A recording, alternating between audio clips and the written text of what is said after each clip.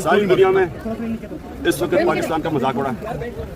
ایک تشدد ہوتا ہے, سیکشل ابیوز ہوتا ہے شہباز گل کا, کنفرم ہو جاتا ہے عدالت کے اندر کہ اس کے اوپر تشدد ہوا ہے, اور میں یہ کہوں کہ میں لیگل ایکشن لوں گا.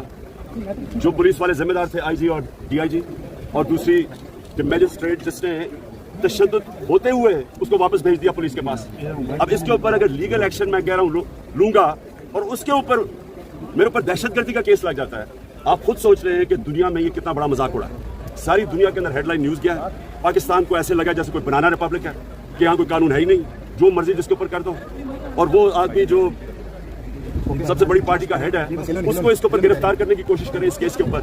میں صرف یہ چاہتا ہوں کہ جو بھی یہ فیصلے کر رہے ہیں اور کروا رہے ہیں, ان کو اپنے ملک کا سوچنا چاہیے. خوف زدہ ہوئے تحریک انصاف کی طاقت سے وہ پھیلتی جا رہی ہے, بائی الیکشن جیتے جا رہے ہیں.